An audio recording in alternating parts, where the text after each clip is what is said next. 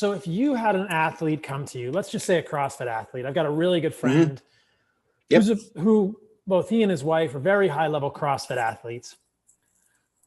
How are you going to work with them? Are you going to do a CO2 tolerance test to start? And then what Everything kind of starts stuff there. Okay. And then from there, I know it's going to be individual, but can you give me a sense of like what you might suggest to them? Are you going to do apnea tables like for free divers? Are you going to have them try and do workouts with just nasal breathing? Are you going to have them try and keep, gear 1 and gear 2 breathing, or maybe even gear 3 when they're working out? Like, what are you going to suggest basic level, like to a high level CrossFit athlete? Yeah. Anybody who's coming to me to work individually, there's always going to be the individual side of stuff and me understanding their goals and where to go. But basically look, I've worked with James Newberry, Tia Claire Toomey, Rich Froning, Annie Thorsdal. I've worked with a number of the top CrossFit athletes that have, in the past. James and Tia went through a very, very similar process. For instance, when James came to me, he had not won the regionals yet for Australia. He went to the games, but he wanted to do better. He came to me and we set him up after the games, and we started him with like gear 1, 2 training on an assault bike. And he legitimately could not get his heart rate over 140 nasal breathing to begin. So gear 1, 2, that improved in 4 weeks, roughly 4 to 6 weeks, to about a 170 heart rate, to where he was able to maintain for as long as he wanted to go, what he felt like, right? He was given protocols to use in the morning and the evening, and then after training. So we would set him up on breath work in the morning to start to regulate his nervous system. And we would set him up at the end of the day so that he really downshifted his nervous system in the evening, being an elite level athlete, right? And this is really important actually for anybody, is to really find a couple protocols, one that really works for you in the morning that makes you feel a little bit alert, but calm.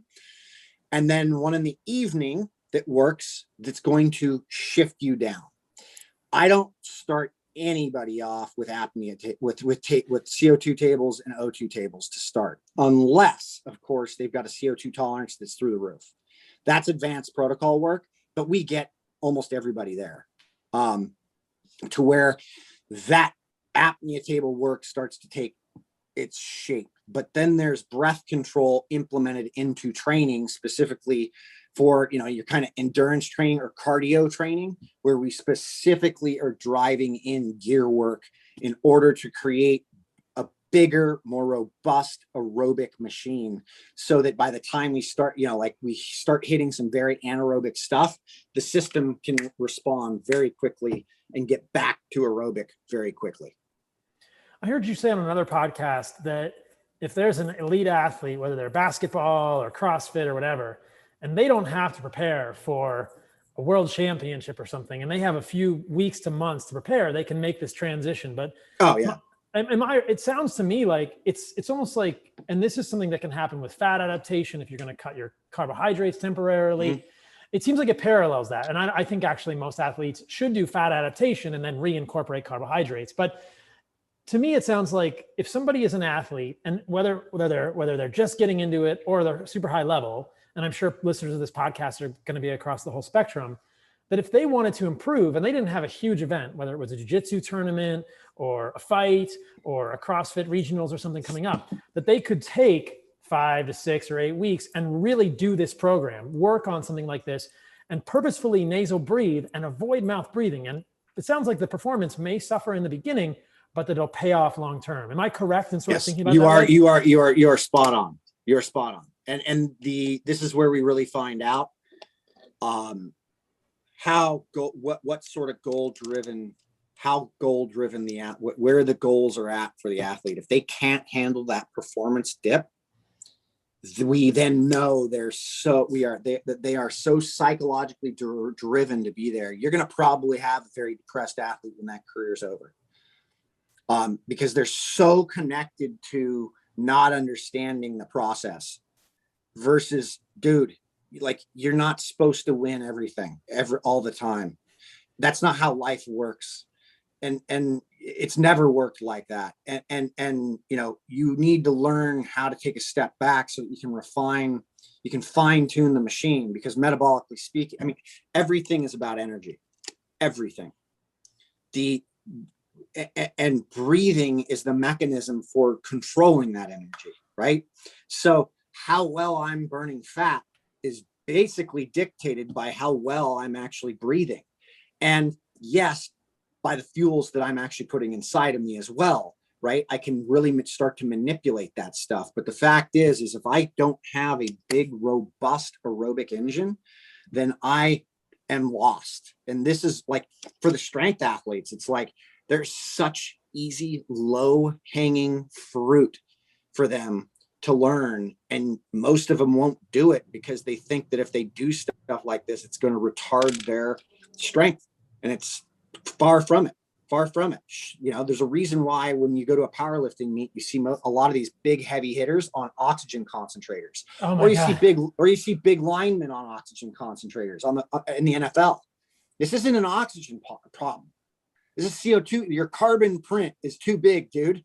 Like, you can't tolerate all that CO2 you're kicking off. And so really implementing some strategies for breath control with these folks really can speed up their recovery process so that they're actually lifting more weight and getting stronger and rebounding quicker. I love it.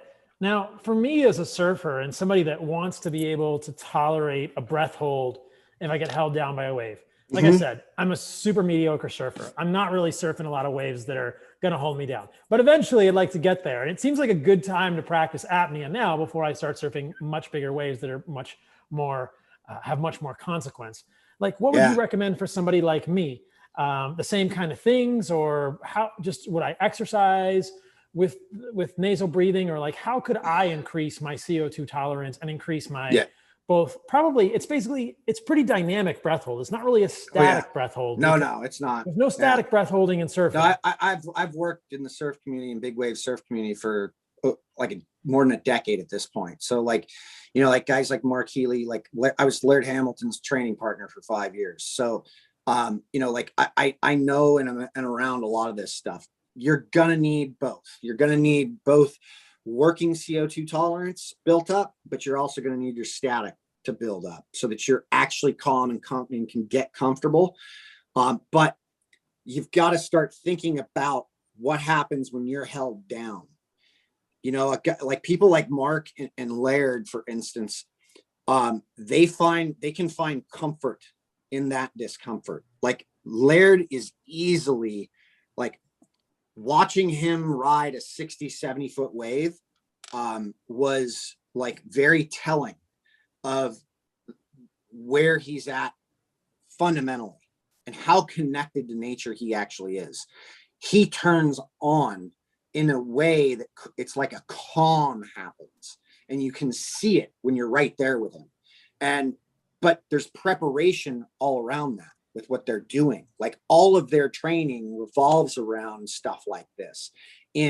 Hey, I'm doing some breath work in the morning. I'm doing some static holds. You know, like Mark may not be doing it if he's not doing a lot of big wave stuff, but he will start to do stuff like that as he gets closer to big wave stuff, or he just remembers so well with the work that he's done to get there.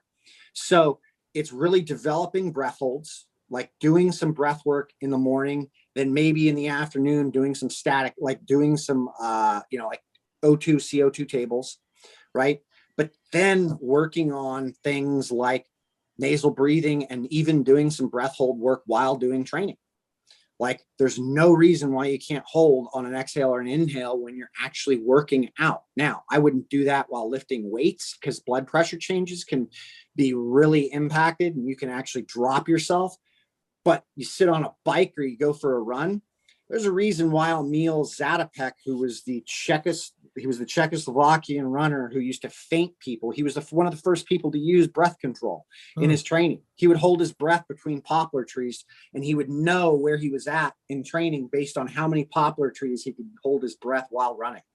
So you're developing that higher CO2 tolerance so that when stress is going on around you environmentally, you actually can calm that monkey brain down. But I would also be working on this stuff with other people where you're in water and other people are observing and you're holding your breath so that you're wrapping your head around. Like when I get held down by a wave, I'm now like I grew up body surfing the wedge. I've surfed in Hawaii a lot. Like I'm around big enough waves to where I've gotten to a place to where I let go when I'm being held down.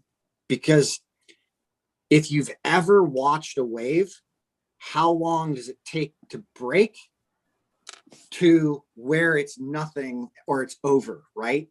And it ain't very long.